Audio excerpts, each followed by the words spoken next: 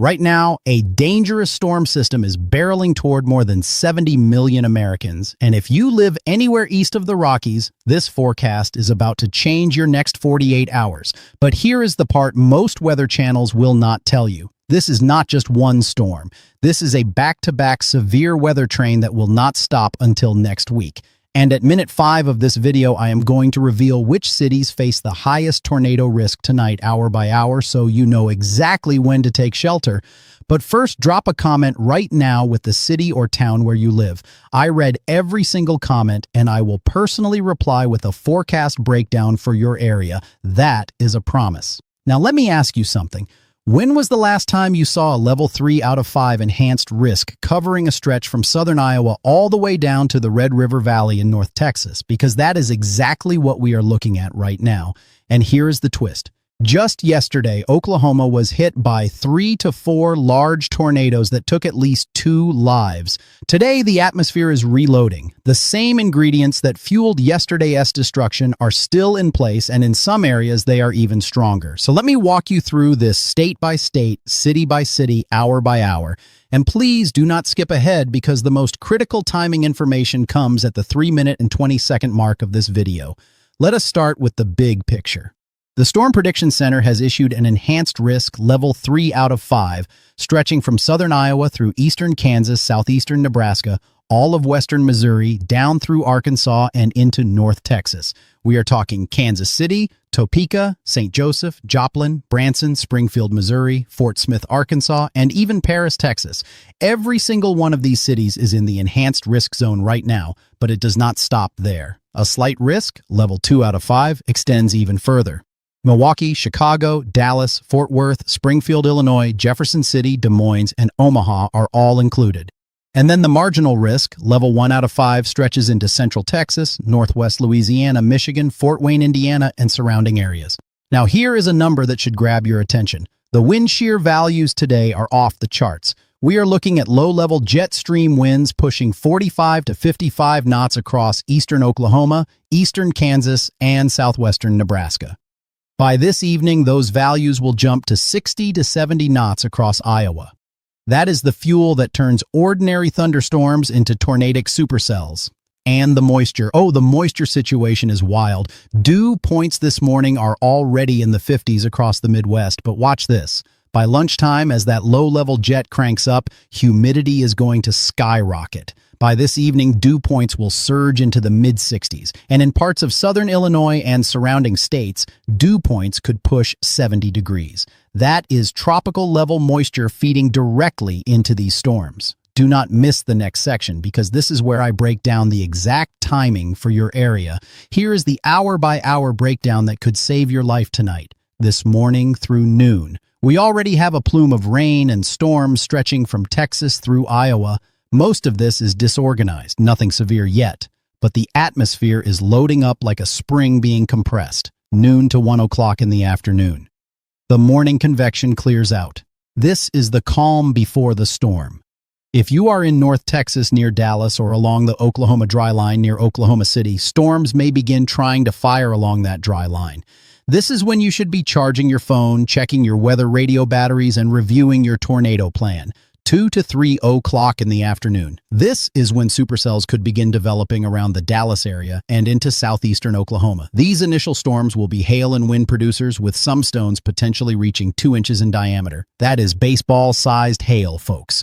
4 o'clock in the afternoon. A secondary area of storms fires up across southern Nebraska and far western Iowa near the surface low-pressure system. The main threat here will be damaging winds and large hail. Now here is the critical window I promised you. 6 to 7 o'clock in the evening. The tornado threat ramps up significantly. Supercells across eastern Oklahoma could be tracking into western Arkansas near Fort Smith. The combination of increasing low-level jet winds, extreme moisture, and a crashing cold front from the north creates the perfect setup for rotating supercells. 7 to 11 o'clock at night. This is the peak danger window. This is when the tornado risk hits its highest point. If you live anywhere from Springfield, Missouri to Fort Smith, Arkansas, from Des Moines, Iowa to Kansas City, this 4-hour window is when you need to be in your safe room with multiple ways to receive warnings. Storms will begin upscaling into organized clusters and lines, and tornadoes could be embedded within these lines, making them harder to see at night. After midnight, the tornado risk begins to diminish across Arkansas and Oklahoma, but do not let your guard down. There is still a possibility of a couple of tornadoes around or just after midnight. Damaging winds and hail will continue through the overnight hours, 6 o'clock Saturday morning. Storms are still ongoing from Dallas-Fort Worth all the way into the Ohio Valley. Now here is where this gets even more intense, and this is the part most people will not expect. Saturday brings a second wave. 2 separate slight risk areas pop up, one near the Great Lakes stretching into northeast Kentucky, and another across central and east Texas, Louisiana, and the Deep South. A marginal threat connects everything from New York all the way down to the Gulf Coast. That means cities like Cleveland, Buffalo, Pittsburgh, Cincinnati, Louisville, Nashville, Memphis, Birmingham, Jackson, Mississippi, Shreveport, Houston, and San Antonio all need to be paying attention on Saturday. The more intense line of thunderstorms on Saturday will likely develop across the Deep South and the Tennessee Valley. Winds of 60 to 70 miles per hour, quarter to half-dollar-sized hail in the Ohio Valley, and down in Texas and Louisiana, a few storms could produce 2-inch hail or even tennis ball-sized stones.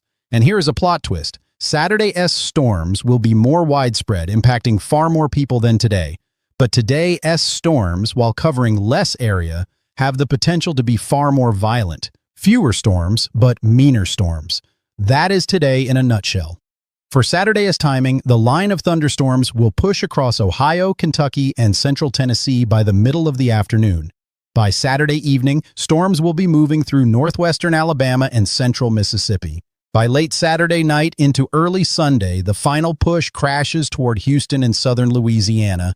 Sunday brings a brief break. But do not get comfortable, because here is what is coming next week, and this is the teaser I want you to remember. Tuesday, another storm system develops across the southern plains. The Storm Prediction Center has already issued a slight risk of severe weather for areas of Texas, Oklahoma, Kansas, Missouri, and Illinois. Damaging winds, hail, and tornadoes will all be possible again.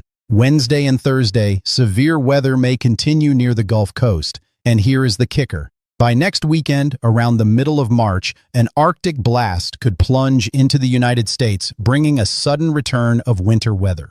We are talking potential snow and bitterly cold temperatures for areas that just experienced 70 and 80-degree weather. Temperatures could drop 20 to 30 degrees below where they are right now, so do not plant your gardens yet. Even in the south, hold off. A significant cool down is showing up in the models around March 16th through the 18th, and for the upper Midwest and the Northeast, there is still a signal for measurable snowfall within the next 15 days. Now let me give you the complete city checklist so you can find your area. Highest risk today, enhanced level 3. Kansas City, Topeka, St. Joseph, Joplin, Branson, Springfield, Missouri, Fort Smith, Des Moines, Omaha, southeastern Nebraska cities, western Missouri communities, eastern Kansas towns, Paris, Texas, and the Red River Valley. Elevated risk today, slight level 2. Chicago, Milwaukee, Dallas, Fort Worth, Springfield, Illinois, Waco, Abilene, Central Texas, Jefferson City, and surrounding metro areas. Marginal risk today, level 1. Detroit, Fort Wayne, Northwest Louisiana, Central Texas extending south, and Michigan. Saturday risk areas: Cleveland, Buffalo, Pittsburgh, Cincinnati, Louisville, Nashville, Memphis, Birmingham, Jackson, Mississippi, Shreveport, Houston, San Antonio, Little Rock, and Monroe, Louisiana. Next week, watch areas: all of Texas, Oklahoma, Kansas, Missouri, Illinois, Arkansas, Louisiana, Mississippi, and Gulf Coast states.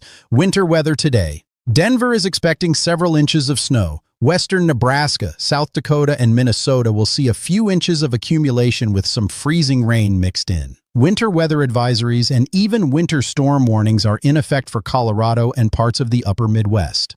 Here is what I need you to do right now. First, make sure you have multiple ways to receive severe weather alerts tonight. A weather radio, your phone alerts turned on, and a backup plan. Second, if you have vehicles that can be moved to a garage or covered area, Do it before 6 o'clock this evening. Hail up to 2 inches in diameter can total a car in seconds. Third, know where your safe room is. Interior room, lowest floor, away from windows.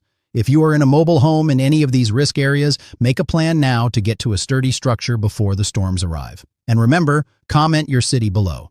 I will get back to you with specific timing and risk levels for your exact location.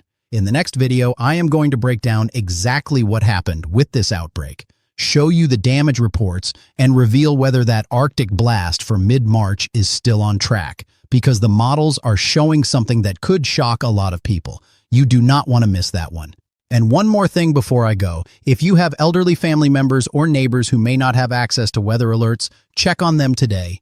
Give them a call. Let them know what is coming. That one phone call could make all the difference tonight. Stay